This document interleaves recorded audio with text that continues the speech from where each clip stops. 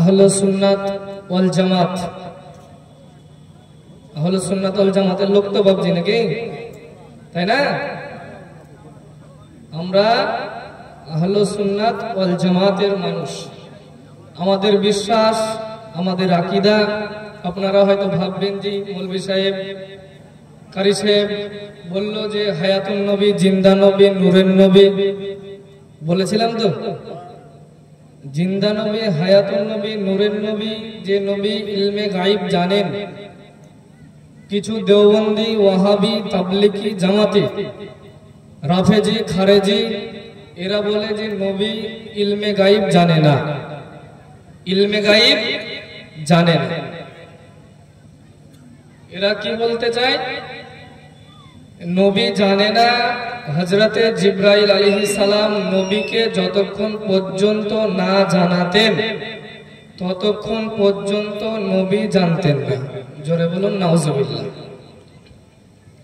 সর্বপ্রথম যখন কোরআন আল্লাহর নবী সাল্লাল্লাহু আলাইহি ওয়াসাল্লামের উপর নাজিল হয় তখন ইকরা, ইকরা মানে পড়ো, ইকরা মানে পড়ো। হযরতে জিবরাইল আলাইহিস সালাম আল্লাহ নবী সাল্লাল্লাহু আলাইহি ওয়াসাল্লামের দরবারে এসে বলছেন, ইয়া রাসূলুল্লাহ, ইয়া হাবিবাল্লাহ, নবী গো, হুজুর আপনি বলেন ইকরা। নবী আমার বলছেন বলবো না। হযরতে জিবরাইল আলাইহিস সালামের ক্ষমতা ছিল না যে নবীকে জিজ্ঞাসা করবে যে ইয়া রাসূলুল্লাহ কেন বলবেন না। তো হযরতে জিবরাইল আলাইহিস সালাম আল্লাহ পাক রব্বুল আলামিন আহকামুল হাকিমিনের দরবারে আরজ করছেন, ইয়া রাব্বাল আলামিন, আল্লাহ আপনি যেই শব্দটা নিয়ে আপনি আমাকে পাঠিয়েছেন ওই ইকরা কথাটা আমি নবীর দরবারে হাজির করলাম। তো দয়ার নবী, মায়ার নবী, রহমাতুল লিল আলামিন নবী ইকরা পড়ল না। আল্লাহ পাক রব্বুল আলামিন আহকামুল হাকিমিন তিনি বলছেন, হে জিবরাইল শোনো, আমার হাবিবের কাছে চলে যাও, আমার হাবিবকে বলে দাও ইকরা বিসমি রাব্বিকাল্লাযী খলাক। জোরে বলেন সুবহানাল্লাহ।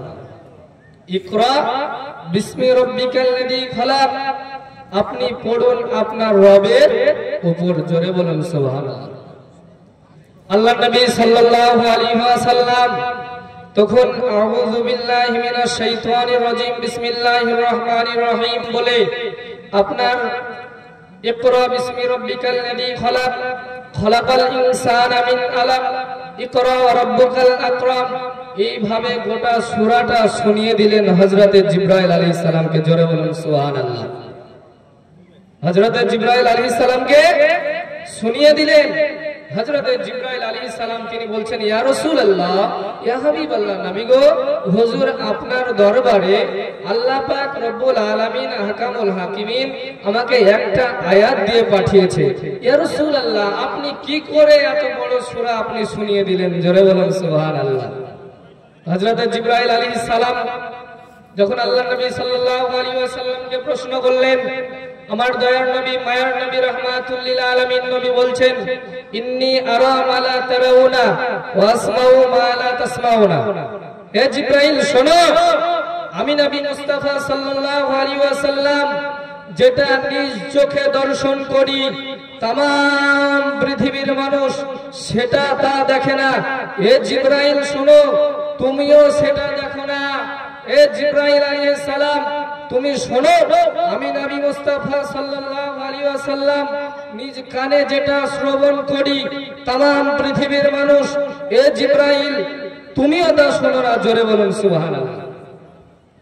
তাহলে এখান থেকে বোঝা গেল যে আল্লাহর নবী সাল্লাল্লাহু আলাইহি ওয়াসাল্লামকে আল্লাহ শিখিয়ে দিয়েছে। নবী করিম সাল্লাল্লাহু আলাইহি ওয়াসাল্লাম তিনি সমস্ত জ্ঞান আল্লাহ নবীকে শিখিয়ে দিয়েছেন। নবীর কোনো টিচার ছিলেন না, নবীর কোনো শিক্ষক ছিলেন না। যারা বলবে যে নবীর শিক্ষক জিবরাইল আলাইহিস সালাম, এরা ভুল আকীদার মধ্যে আছে। এদের মধ্যে আপনার ওরা যে আল্লাহ নবী সাল্লাল্লাহু আলাইহি ওয়াসাল্লাম বলেছেন আমার উম্মতের মধ্যে 73টা দল হবে, 73 এর মধ্যে 72টা দল জাহান্নামে চলে যাবে, একটা দল যাবে জান্নাতে।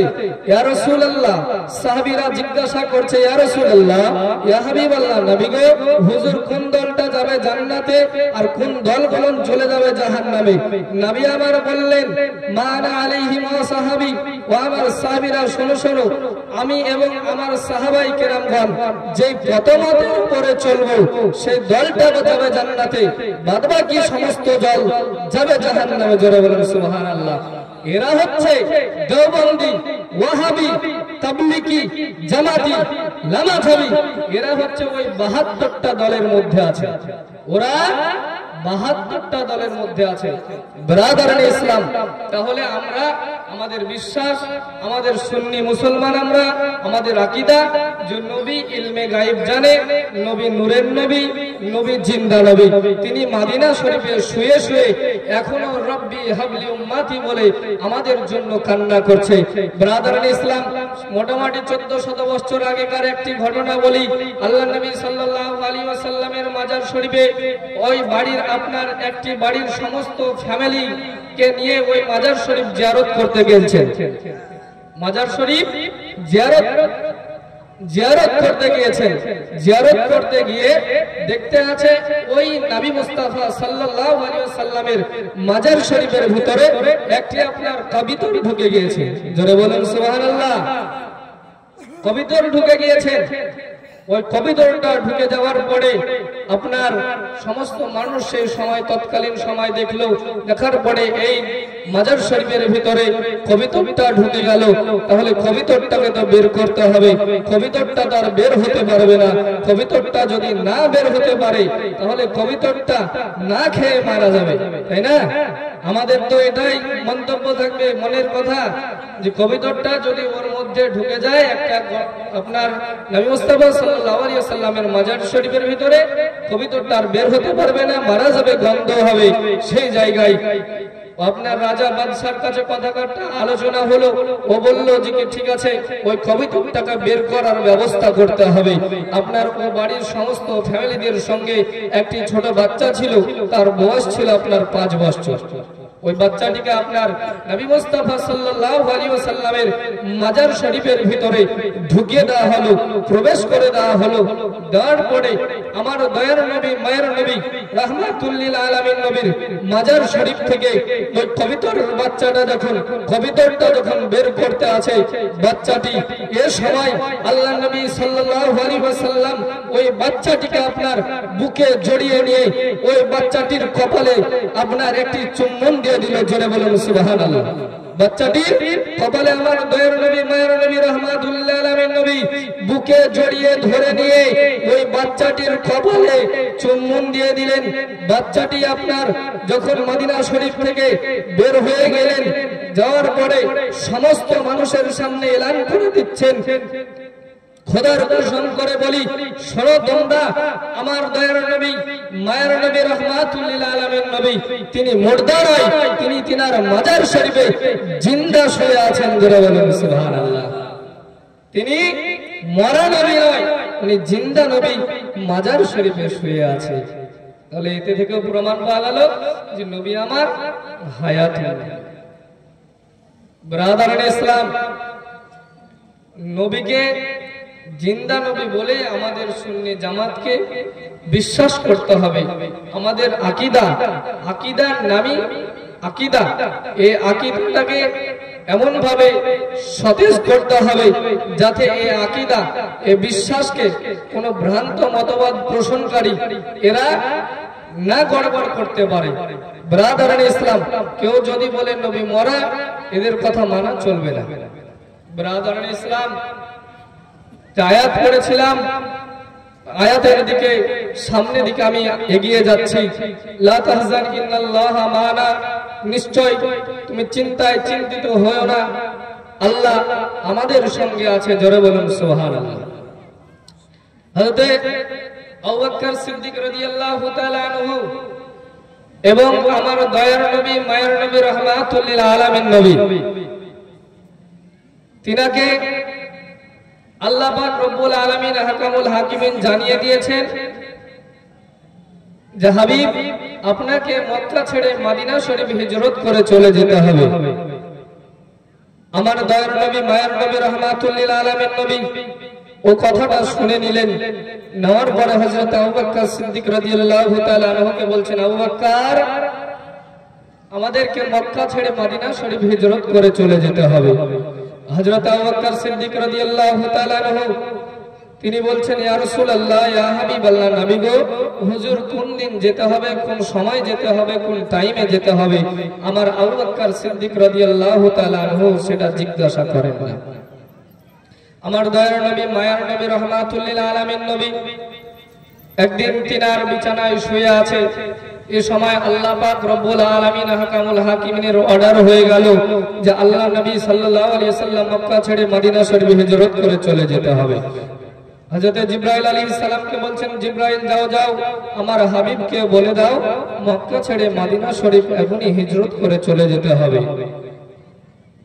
আমার দয়ার নবী, মায়ার নবী, রাহমাতুল লিল আলামিন নবী তিনি কথাটা শোনার পরে দেখতে আছে তিনার বাড়িকে সমস্ত কাফের বেঈমানেরা বাড়িকে ঘেরাও করে নিয়ে বসে আছে। ও কাফের বেঈমানেরা আমার দয়ার নবী, মায়ার নবী, রাহমাতুল লিল আলামিন নবী যদি বের হয় তাহলে ওকে শেষ করে দিবে, এরকম ওদের মন্তব্য কাফের বেঈমানদের। তো বিরাদরান ইসলাম, আল্লাহ নবী সাল্লাল্লাহু আলাইহি ওয়াসাল্লামকে আল্লাহ জানিয়ে দিচ্ছেন, হাবিব, আপনার কোনো চিন্তা নেই, ভয় নাই। কোরআনুল কারীমুল ফুরকানুল মাজিদ এক টুকরো আয়াত প্রয়োগ করলেন, ধুলো বালিতে আপনার ফুঁক দিয়ে কাফের বেঈমানদের চোখে চালিয়ে দিলেন। কাফের বেঈমানেরা আপনার অন্ধ হয়ে গেল, কানা হয়ে গেল, মাথা থেকে পা পর্যন্ত সমস্ত শরীরে আপনার বালু হয়ে গেল, বালু বালু হয়ে গেল। তারপরে আল্লাহ নবী সাল্লাল্লাহু আলাইহি ওয়াসাল্লাম বলতে আছেন, হযরত আলী রাদিয়াল্লাহু তাআলা আনহুকে বলছেন, আলী, তুমি আমার বিছানায় শুয়ে যাও, আমার বিছানায় শুয়ে যাও, আমার এই চাদরটা তোমার শরীরে তুমি ঢেকে শুয়ে যাও, আর এই কাফেরের এই মালটা আমার কাছে আছে। সেই তৎকালীন সময় আমার নবীকে কাফেরেরা বিশ্বাস করত যে রাহমাতুল লিল আলামিন নবী, উনি সত্যবাদী নবী, ওর মধ্যে কোনো মিথ্যা নেই, এটা বিশ্বাস করতেন।